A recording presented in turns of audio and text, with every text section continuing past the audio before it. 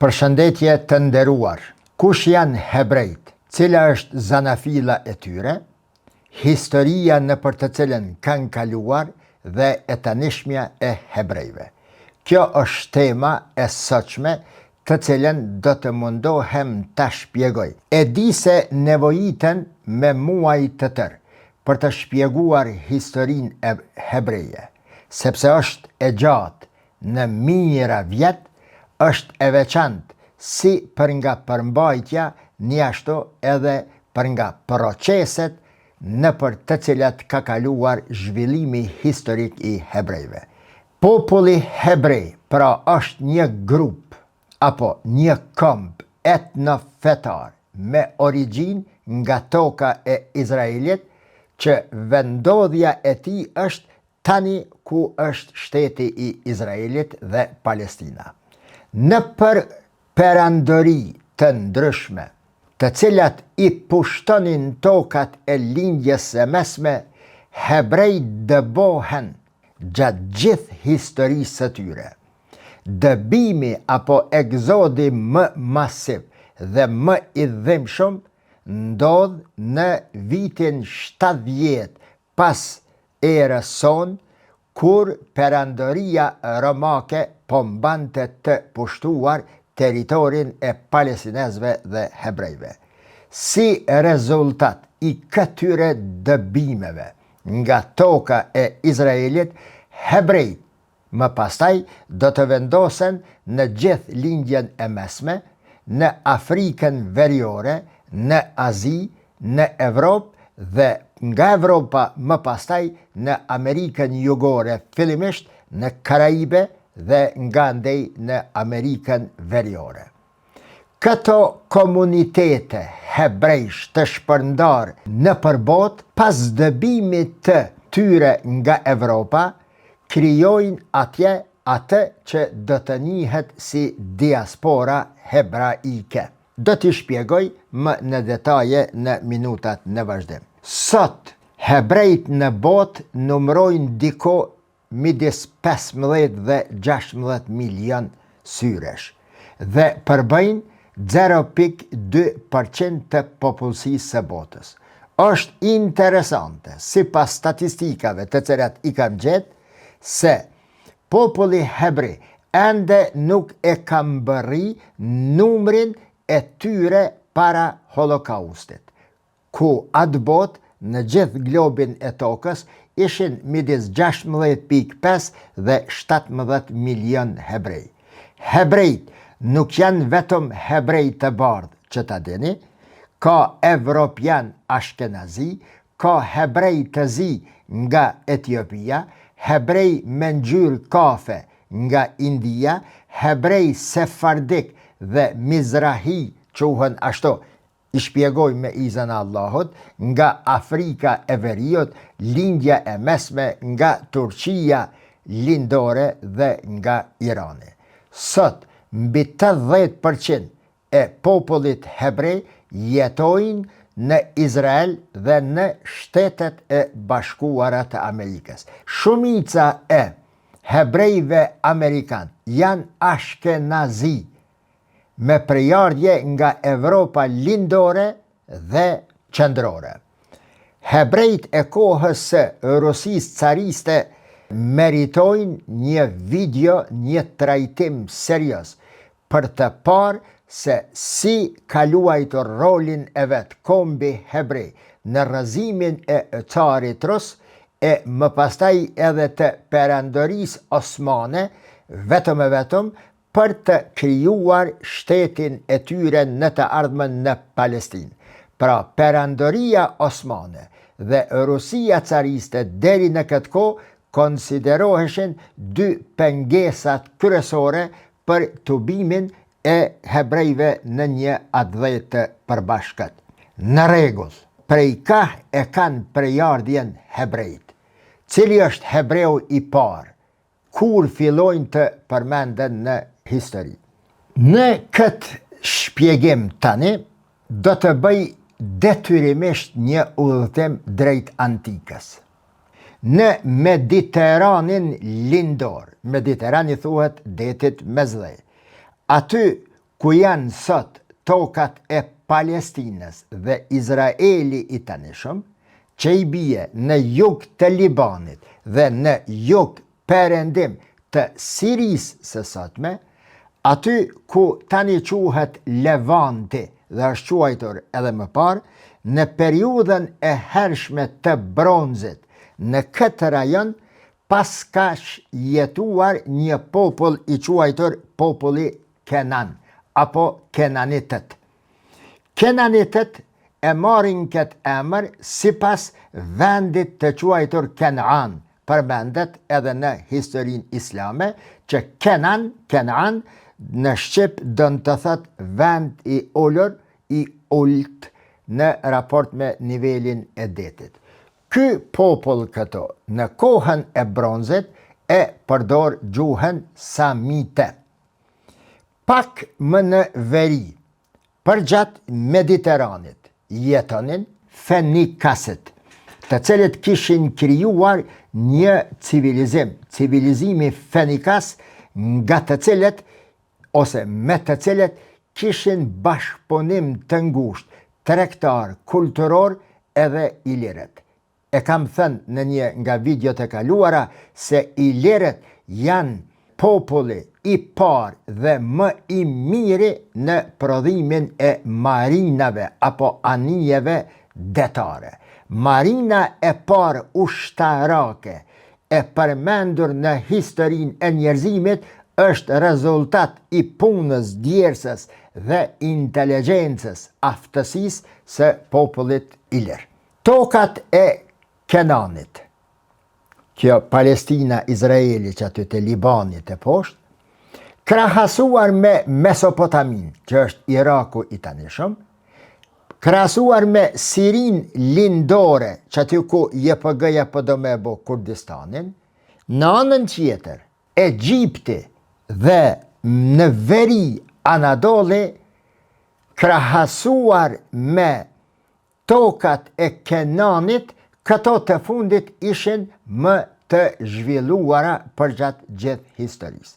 Megjithatë, për shkak të pozitës gjeografike, strategjike, që Kenania binte në mes, nga ana tjetër Mesopotamia, nga veriu Hititët e Anadolit të sotshëm, Turqisë së sotshme, pastaj Kartagjena dikur e para Kartagjenës e Egjipti në perëndim, për shkak se Kenania gjindej aty, edhe pse nuk ishte e zhvilluar sa perandërit shtetet për rreth, kjo e kishte një rëndësi të veçantë, sepse aty puqeshin rrugët, karavanet, rrugtimet tregtare të ushtrive të ndryshme, domosdo duhej të kalonin nëpër tokat kenanite, apo në Kenani, aty ku jetonin palestinezët dhe izraelitët, siç do t'i shpjegoj më vonë. Kenanitët, nga kjo pozitë ku jetonin, detyrimisht do të bien shumë herë në ndikimin e kulturave të ndryshme të popujve që kalonin prej aty. Më së shumti ndikohen nga persianët, ushtarakisht dhe në fe nga egjiptianët, ndërsa në teknologji dhe të ngjashme nga fenikasit. E ndër kenanitët, më të zgjuarit në të gjitha rrafshet ishin ata që quheshin Palestin ose Filistin, e që jetonin përgjatë brigjeve të Mediteranit, ku është tani Gaza, Askelani, Ashkelon në hebrejishte, e deri në veri atje tek përgjatë brigjeve të Mediteranit tek Turqia e tanishme. Për shkak se ishin të quaj kështu mesi i botës, kenanitët, përveç që ndikoheshin nga të tjerët, ata edhe jepnin kultur dhe i frymëzonin edhe të tjerët me të arriturat e tyre. Kenanitët, apo më vonë siç do të quhen hebrejt, kishin gjuhën e tyre dhe besimin e tyre të veçantë. Në veri të Sirisë së sotme jetonte një popull Abrani ose Avrani që kishin krijuar një perandori të madhe ose perandoria Amirite. Një pjesë e këtij populli që jetonte në këtë perandori, hebrejt në të ardhmen lëvizin nga perandoria Amirite dhe shkojnë drejt tokave të Kenanit, aty ku në brigje jetonin palestinezët. Një teori tjetër në lidhje me historinë dhe gjenezën hebreje thot se hebrejt e kanë përjardhjen prej Hiksosëve, një popull që jetonte në veri perëndim të gadishullit arabik të sotshëm, të Arabisë Saudite, kur quhet më vonë. Në vitet 1700 para erës son, Hiksosët bashk me Amiritët e pushtojnë Egjiptin. Megjithatë, ky pushtim nuk zgjat shumë. 100 vjet më vonë, pra që aty ka vitet 1600, Egjipti fillon i mund Amiritët dhe Hiksosët dhe më pastaj fillon dëbimin e gjithë të tyre. Këta të cilët dëbohen, drejtohen ka tokat e Kenanit. Një teori e tretë thot se të parët e hebrejve nuk ishin një komb apo një popull homogen, por ishin grupe fise të ndryshme, të shpërndara në për dinasti dhe perandori të ndryshme. Se këto fise të ndryshme, për nga gjaku ishin të dallueshëm mes vete, nuk ishin të njëjtë, por për nga zakonet, për ka zanatët e tyre, ishin si të ishin një vend, të jetonin në një vend të caktuar. Do me thonë, kishin sjellje të njëjta, por kultura dhe gjak të ndryshëm. Ishin njerëz që bënin turbullina, plaçkitje, hajni, vrasje, shantazhe dhe ishin bredhacak. Një kohë jetonin në një vend, në një kohë tjetër me karvane jetonin në një vend apo një perandori tjetër. Korrupsioni, vrasja me pagesë dhe amoraliteti ishin 3 pikat kryesore të këtyre fiseve për të cilët thuhet se janë paraardhësit e hebrejve. Kjo është vetëm një nga 3 teoritë të cilat i përmendat deri më tani. Të tillët, pra, vazhdimisht për shkak të sjelljeve dhe veprimtarisë së tyre dëboheshin gjithandej ku mund të dëboheshin. Do me thonë, ishin njerëz me zanate të njëjta, po e përsëriti, por për nga prejardhja e gjakut të ndryshëm krejtësisht. Emrin e kishin atë botë Habirit, pra popullit i quaj, apo fiset, apo grupet, apo karvanet Habirite janë paraardhësit e parë të hebrejve sipas kësaj teorie. Edhe këto fiset të ndryshme Habirite, sikur një pjesë e madhe e popujve të asaj pjesë të botës, e flisnin gjuhën Samite. Kur mbreti i Mesopotamis i dëboj nga vendi i tij, fillimisht dërgohen apo shkojnë apo vendosen tek Hiksosët në veri, aty ku është Siria e tanishme, e disa prej tyre gjithsesi sërish drejtohen ka Kenania.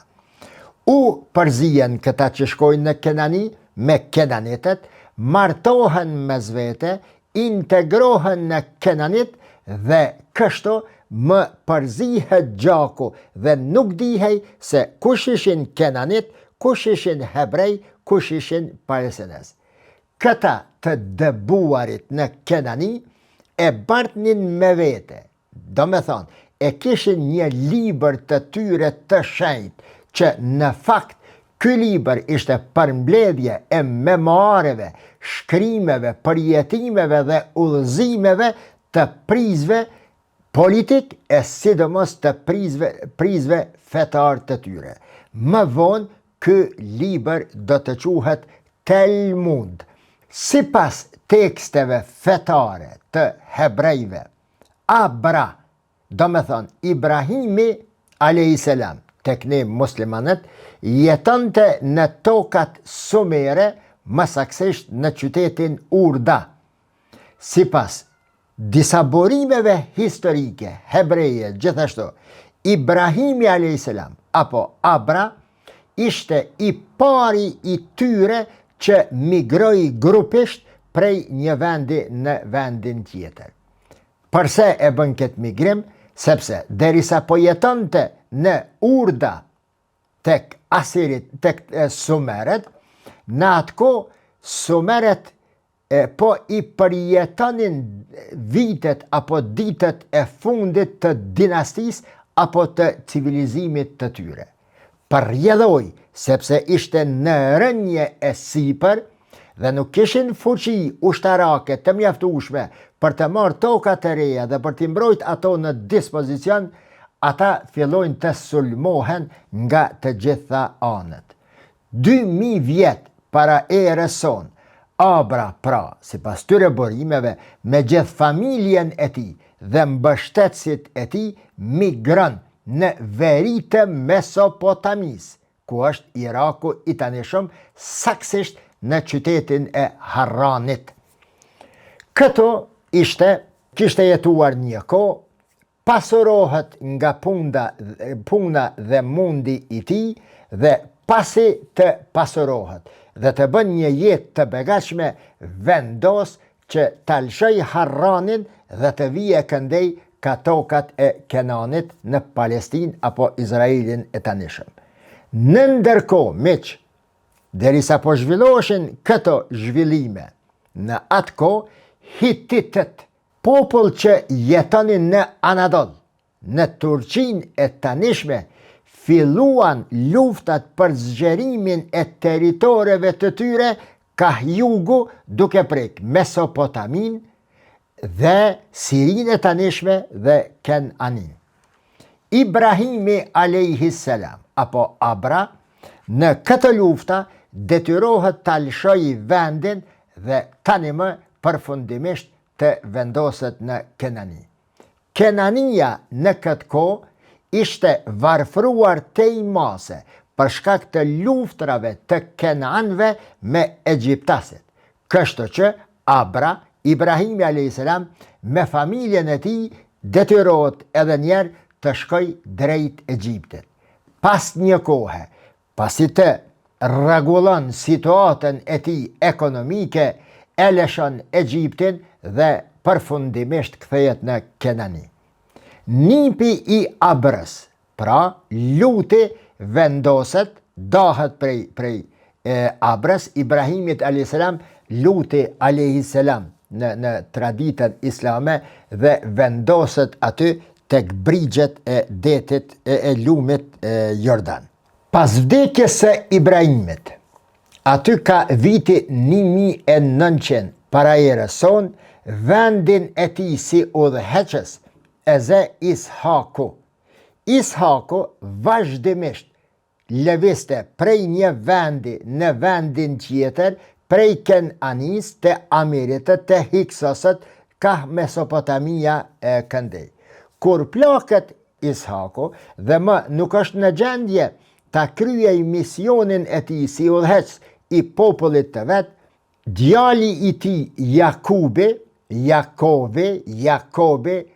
e merr pozitën udhëheqëse të njerëzve të tij.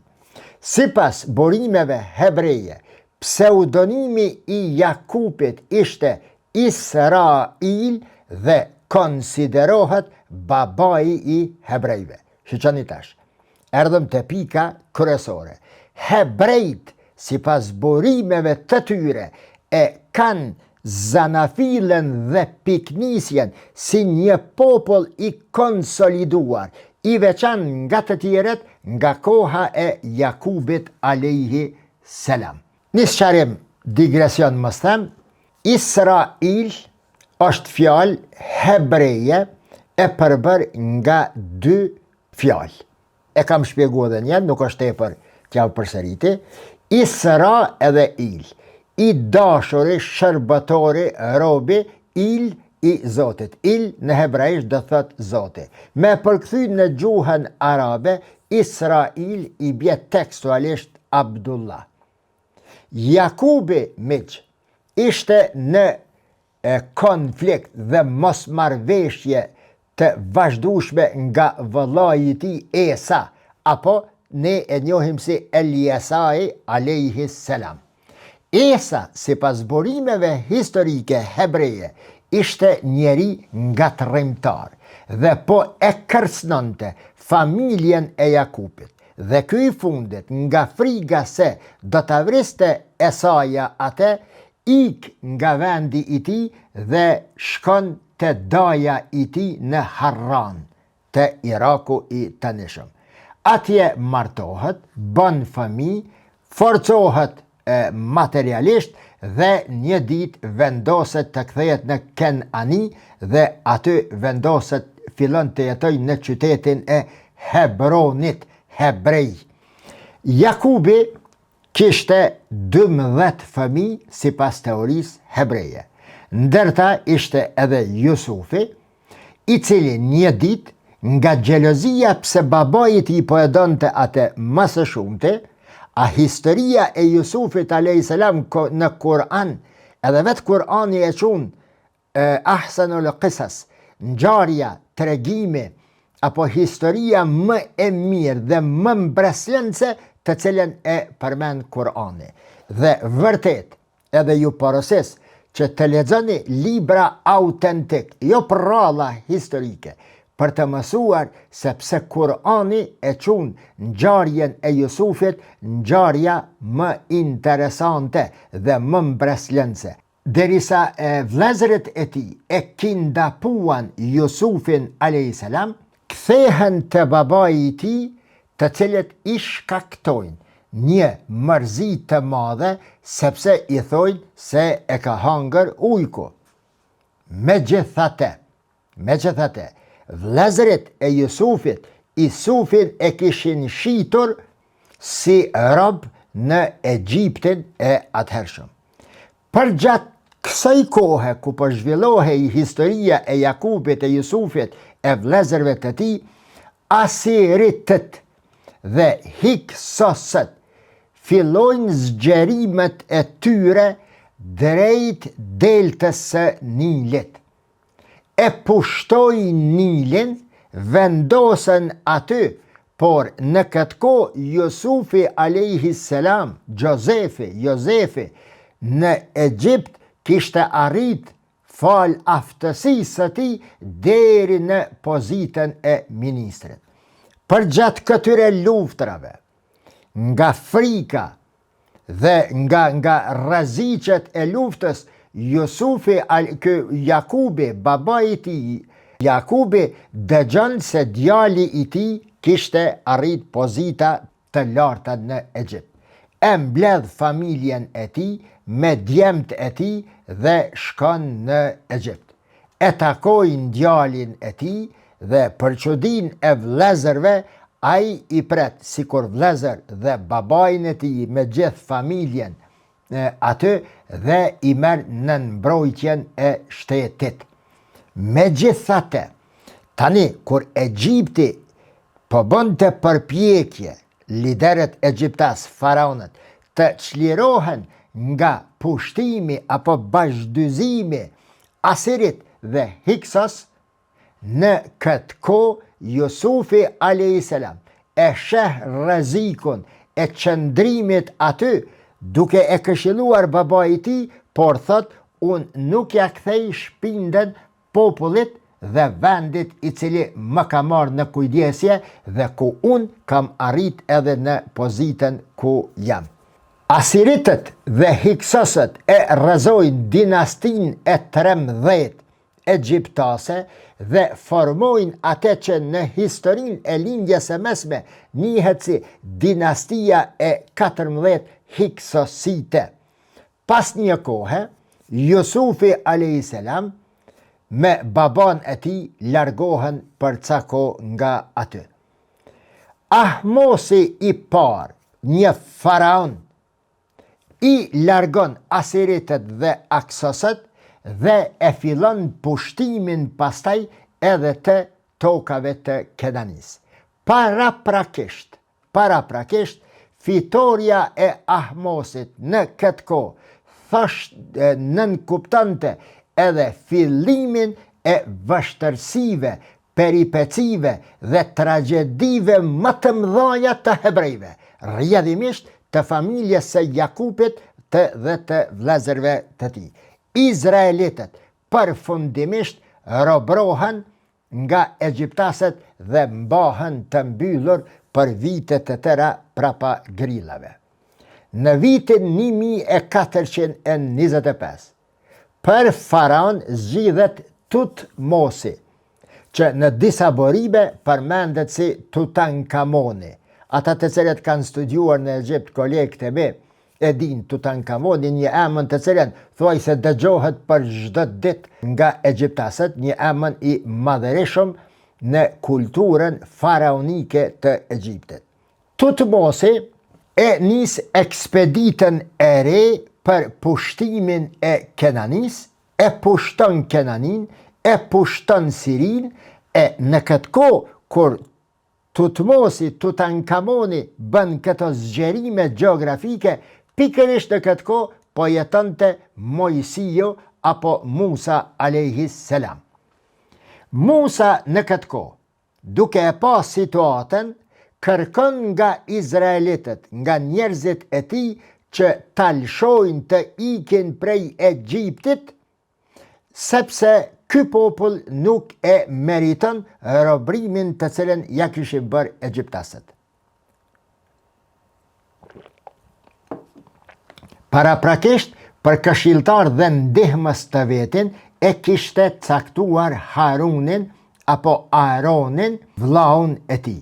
Më në fund, pas kundërshtimeve të mëdha të izraelitëve hebrejve, të cilët nuk dëshironin të hynin betejave të reja, por ishin të kënaqur edhe me pozitën e robit, por pa probleme, më në fund i bind të vetët që ta lëshojnë Egjiptin dhe të shkojnë drejt Kenanis. Megjithatë, edhe këta tani refuzohet hyrja e tyre në Kenani.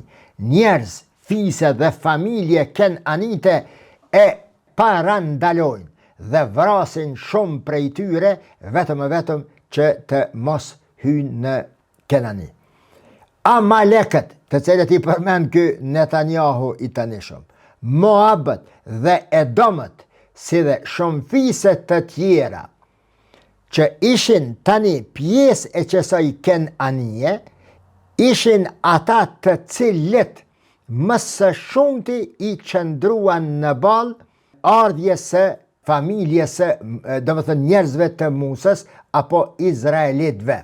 Izraelitët në këtë kohë, me që nuk mund të hynin ka veriu, tentojnë të hynë ka jugu dhe mos me zgjat ma shumë këtë histori, në vitin 1405 vendosen, para erëson natyrisht, vendosen në Kenani.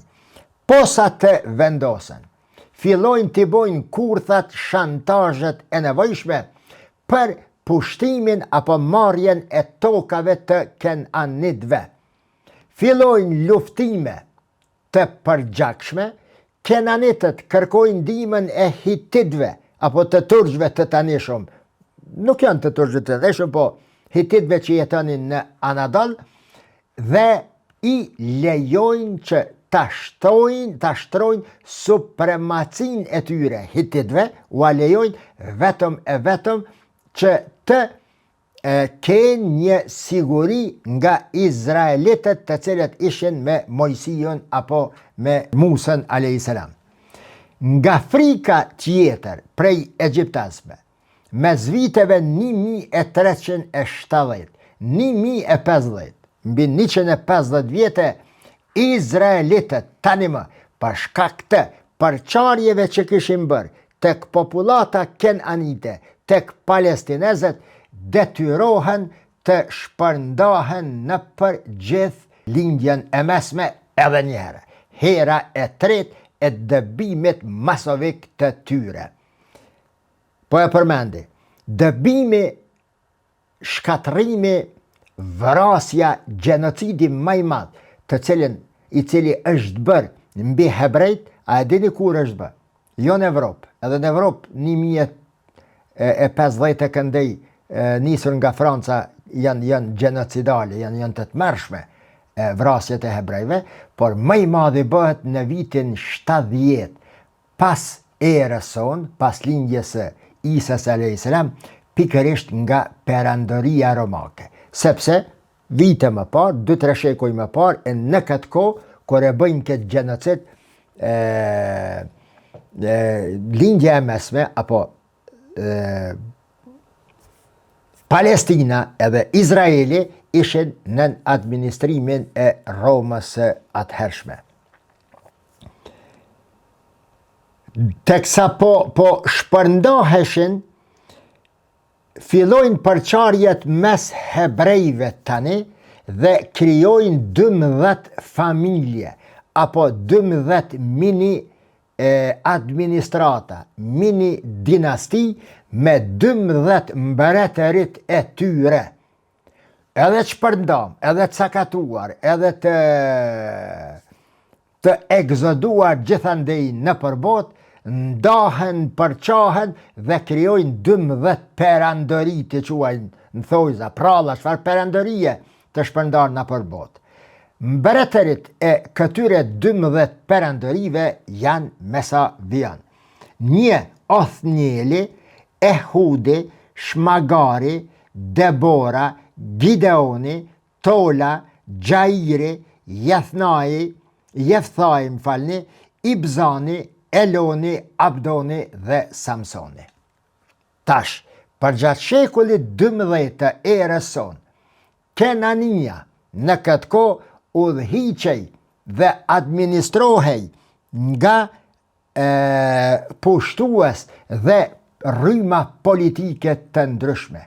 Fiset që jetonin përgjatë brigjeve të Mediteranit, që quheshin Filistin apo Palestin, ishin populli më i edukuar në atë pjesë të Kenanis.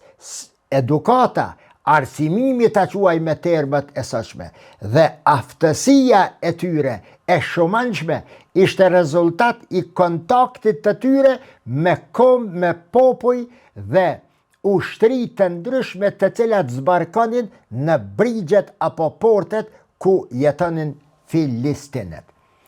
Civilizimi Mineon, që kishte marrë hovë në Kretë, si dhe Hititët e Anadolit, janë 2 civilizimet të cilat për 600 vite me radhë vazhdimisht kanë luftuar për pushtimin dhe mbajtjen nën kontroll të tokave të Kenanit.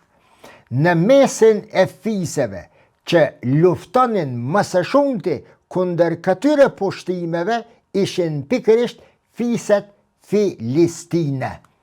Pas fitoreve spektakolare të tyre dhe fitore së një audiencë të quaj, një autoritetit të madh, palestinezve ju lejohet që nga vetëm brigjet e ngushta të detit të kalojnë edhe ka pjesa e brendshme e Gazës në Ashkelon apo Askalan, ju kujtohen raketat e Hamasit që binin mbi Askalan, në Ashhod, në Gat dhe në Ekron.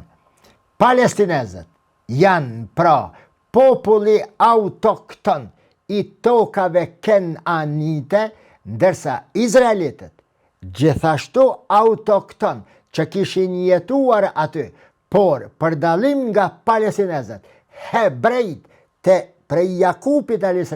janë populli i cili në përkohë të ndryshme ka lëviz her drejt Kenanis e her jashtë Kenanie.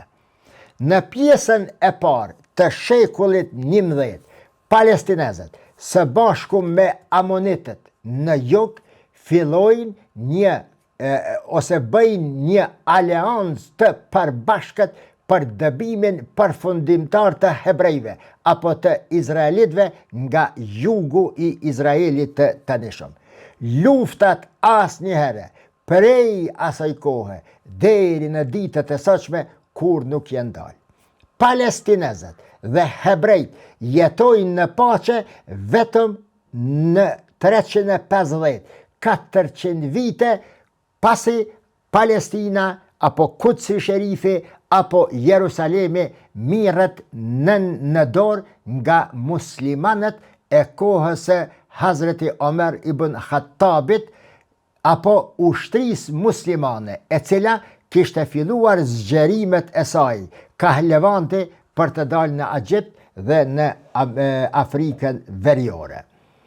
Thash pak përpara, një ndër mbretërit e principatave izraelite ishte Samueli, që vinte nga familja e quajtur Benjamin dhe konsiderohet mbreti i parë në historinë izraelite.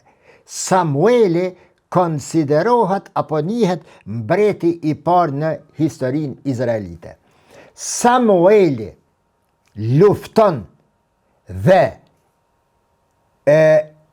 lufton mund shumë fise të tjera, por më i pamëshirshmi tregohet ndaj palestinezëve, të cilët këta për 170 vjet nuk i lejonin hebrejt të vendosen në tokat e Kenanit.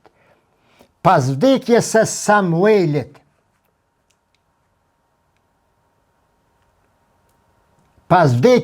Samuelit, në pushtet ta quaj vije Davidi ose Daudi a.s. Davudi e fiton pushtetin apo vije në pushtet aty ka vitin 1010 para erës son dhe shpallet apo do të jetë në të ardhmen mbreti më i fuqishëm që e ka pas ndonjëherë populli Izraelit. Tani, palestinezët e friksuar nga një bashkëpunim i mundshëm midis izraelitëve, hititëve, heksosëve dhe të tjerëve, për një kohë detyrohen që ti lëshojnë tokat e tyre, por pas 11 vjete kthehen aty. Davidi është ai i cili i mund palestinezët dhe është i pari i cili e ndërton qytetin e Jerusalemit apo Kutsin dhe e shpall për kryeqytet të vetin.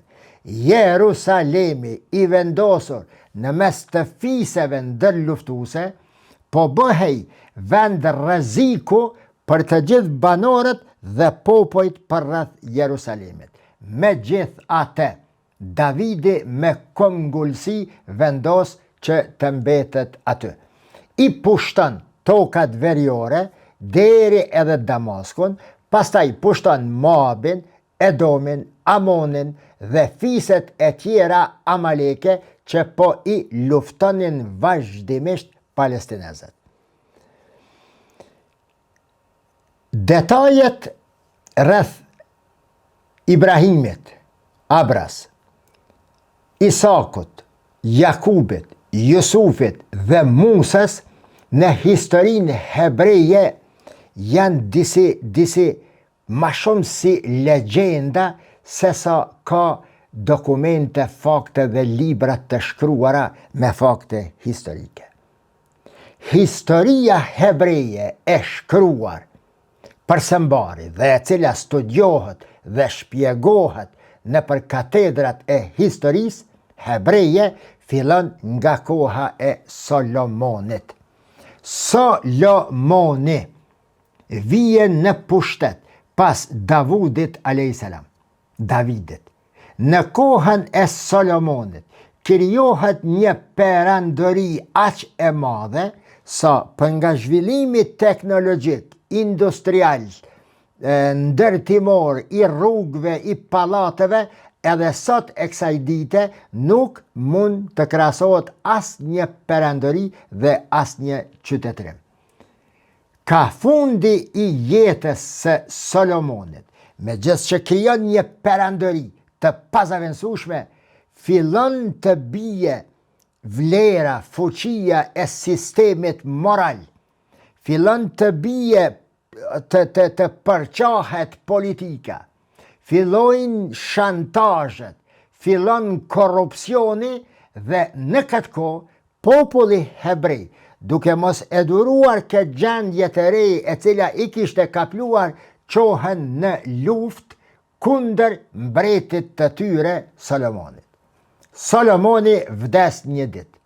Pas ti emrohet Rehoboami, djali i tij për mbret. Megjithatë, fiset veriore të Izraelit të atëhershëm nuk e pranojnë Rehoboamin për mbret të tyre, por e emrojnë një të tjetër Niabohami. Fillon lufta tash midis këtyre dy dinastive, dy grupimeve politike, deri në një gjendje kur populli hebrej ishte para një situate të ekzistonte, të vazhdonte luftën e tillë, apo të ikte dhe prap të bënte egzodin e 4 të dhimbshëm të tyre. Në shekullin e 8, po vimi tek ne, para Krishtit, në Levant është Siria, Libani, Jordania, që aty Egjipt, kjo Palestina kjo Izraeli, në Levant paraqiten duken vinë me ushtri të llahtarshme asiritët dhe e krijojnë në këtë pjesë të botës atë që quhet civilizimi i madh i asirianëve. Asiritët pushtojnë tokat izraelite dhe i dëbojnë nga aty hebrejt, por jo edhe filistinët palestinezët. Një pjesë e izraelitëve ik ka jugu, aty ku ishin, ka jugu dhe pjesa bregdetare, aty ku ishin palestinezët, ndërsa një pjesë e tyre shkojnë tek aramitët dhe shpërndahen gjithandej në lindjen e mesme. Pjesa e Judës u detyruan në këtë kohë të bëj një marrëveshje me Egjiptin dhe të pranoj edhe njëherë supremacin egjiptiane mbi tokat e tyre. Në vend të asiritëve më vonë paraqiten apo mugullojnë babilonasit, të cilët e pushtojnë tër lindjen e mesme dhe Qipron, mbreti i tyre Nebushadnezari i bën 2 ekspedita drejt Kenanis, e pushton Jerusalemin dhe e djeg deri në temel. Pasi e djeg Jerusalemin, të gjithë hebrejt, për të cilët kishte dëgjuar për veprimet e tyre, i merr për robër në Mesopotami. Me qindra mi hebrej atë botë vriten ose asimilohen ose dëbohen në për vende të ndryshme. Ata të cilët vinë në Babiloni janë robër aty, të cilët nuk kanë të drejtë të martohen me Babilonas dhe Babilonase. Këtë status të dhimbshëm robërie e mbajnë deri në kohën kur perandoria persiane e pushton e Babilonin. Babilonia në këtë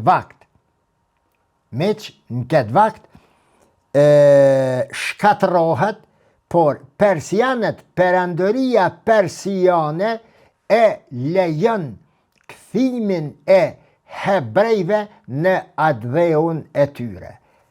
Shkoj më tutje, Ptolemeu më pastaj flet se dikur edhe Helenët e pushtojnë Jerusalemin dhe tokat Kenanite. Mbase, si pas Ptolemeut, Helenët e vjetër e marrin nën kontroll edhe Egjiptin.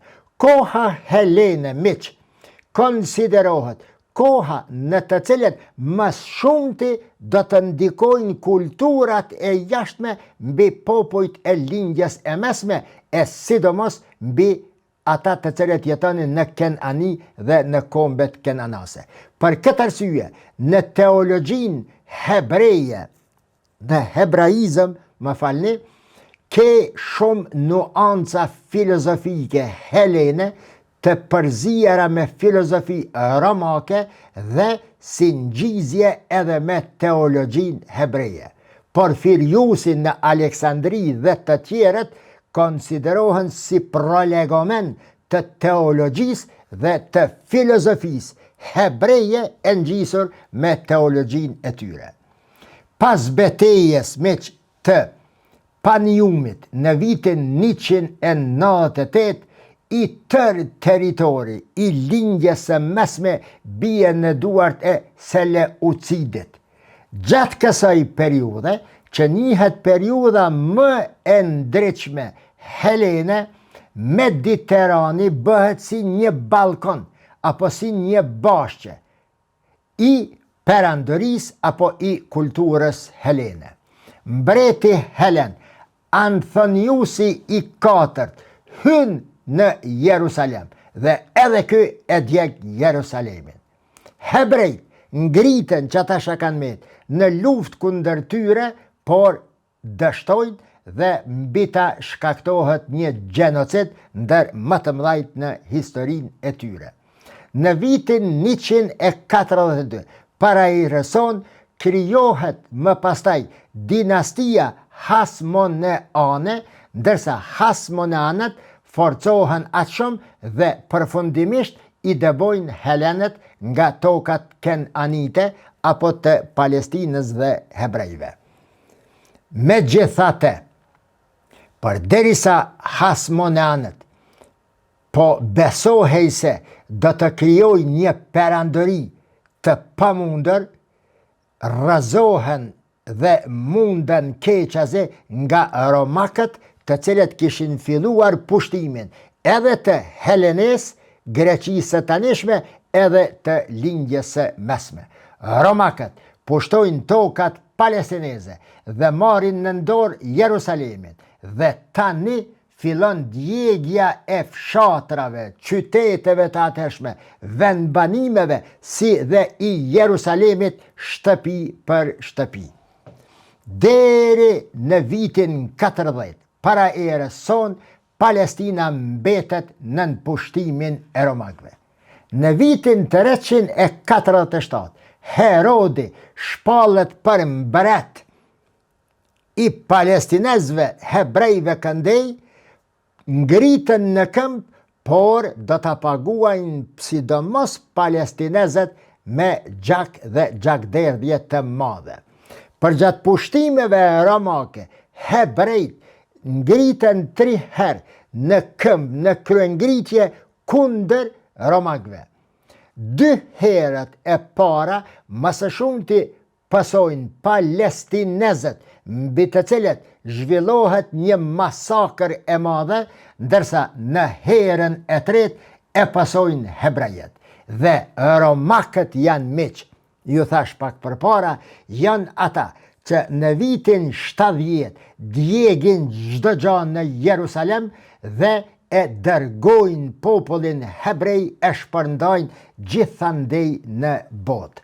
Ata të cilët shpërndahen në botë, nga kjo kohë fillon koha e diasporës hebreje.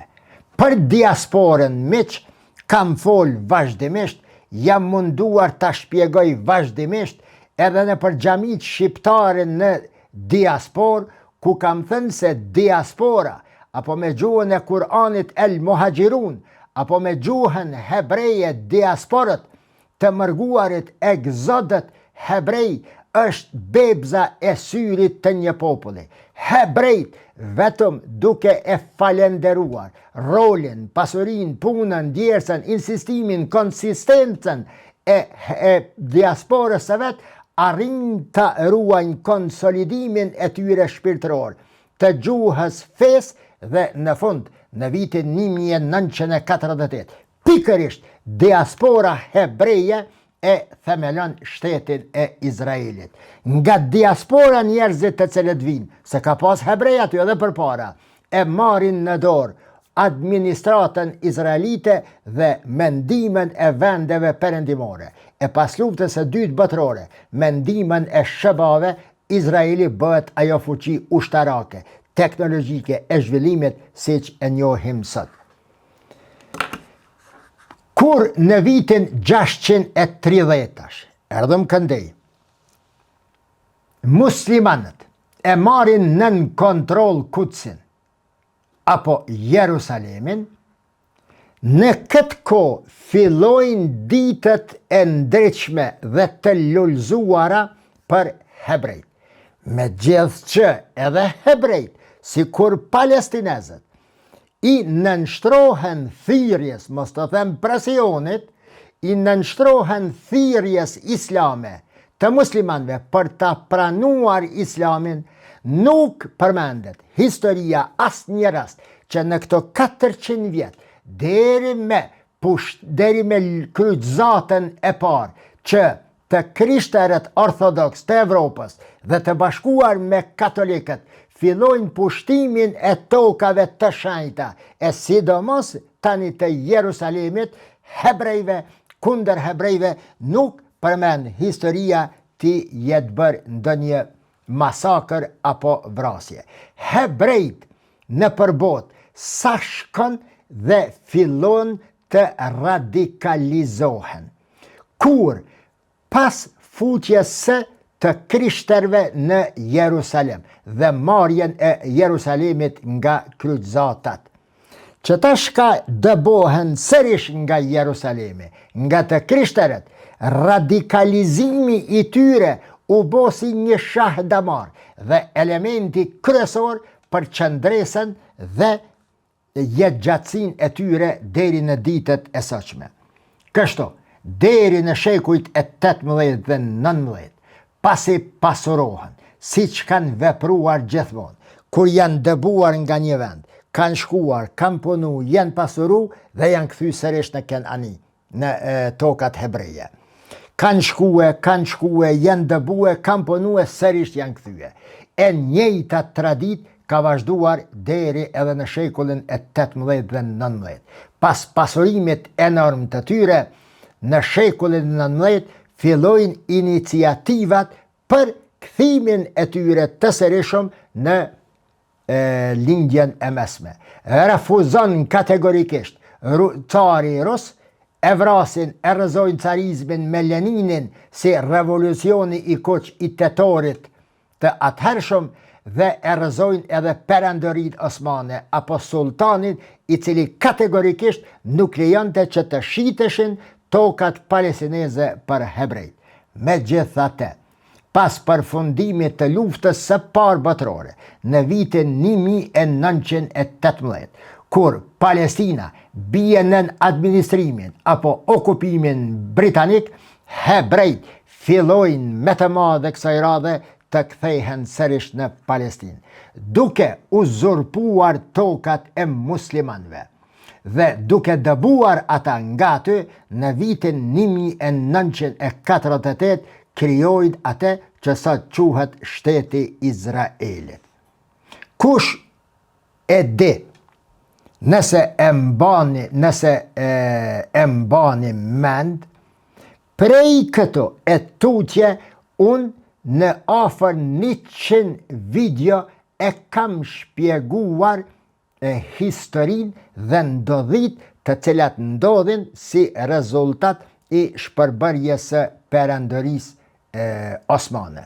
Në video në ardhshme, se pasha është e pamundur të vazhdoj tani, do të shpjegoj në detaja shkencore fjalën hebrej, prej nga vje fjala hebrej, prej nga vje fjala Izrael, Izraelit, dhe si futet edhe në terminologjin politike, prej nga rjedh fjala qifut, dhe qfar emërtimi është fjala qifut, prej nga vinë cionistet, kush janë cionistet, kush janë anticionistet, kush është Nutirea Karta dhe qfar lidhje kanë këta me protestantet.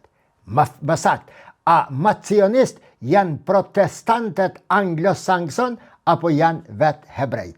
Pastaj do të mundohem me izën e Zotit ti shpjegoj ndarjet hebreje edhe si etni që e krijojnë popullin izraelit, por edhe si ideologji. Do të shpjegoj kush janë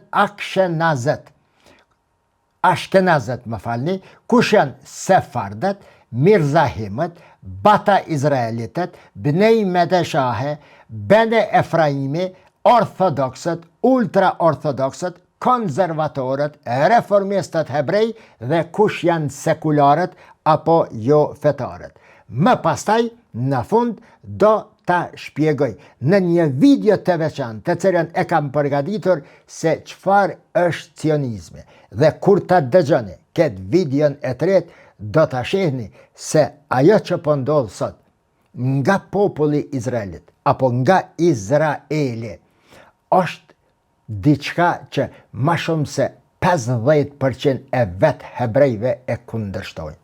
A mund të besoni, miq, se rabin me qindra, mos thëmë me minja, rryma të ndryshme hebreje, janë kundër edhe krijimit të Izraelit, edhe apartheidit që e bën Izraeli, edhe kundër politikave perëndimore të cilat kanë ndihmuar në krijimin e Izraelit dhe në mbështetjen e tanishme të Izraelit.